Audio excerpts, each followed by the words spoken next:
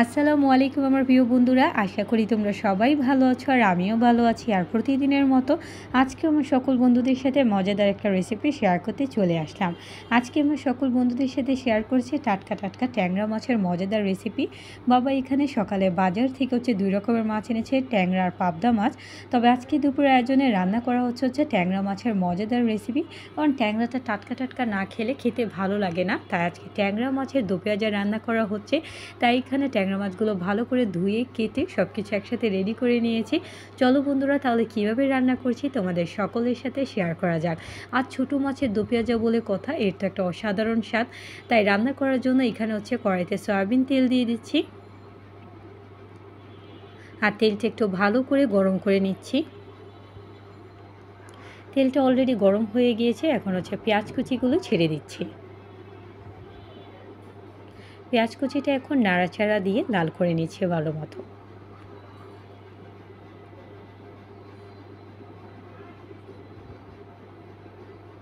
পেঁয়াজটা আস্তে আস্তে লাল হয়ে আসছে।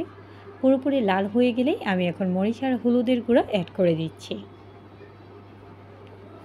আর সাথে দিয়ে দিচ্ছি অল্প পরিমাণ একটু পানি, এতে মশলাটা কষানোর জন্য।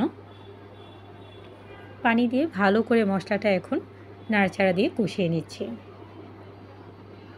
আর মশলাটাতে আস্তে আস্তে বলক চলে এসেছে।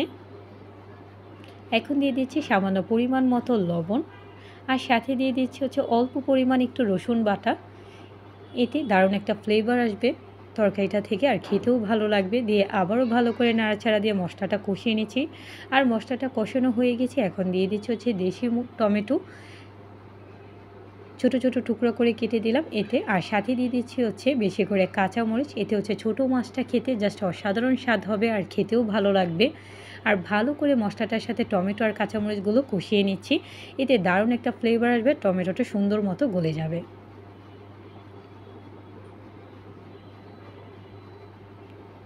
আর টমেটোগুলো অলরেডি গলে গিয়েছে। এবার ট্যাংরা মাছগুলো দিয়ে দিচ্ছি। এরকম ছোটো মাছের দো পেঁয়াজা খেতে কিন্তু ভাতের সাথে জাস্ট অসাধারণ লাগে। শুধু ট্যাংরা মাছ না, যে কোনো ছোটো মাছই খেতে অসাধারণ লাগে।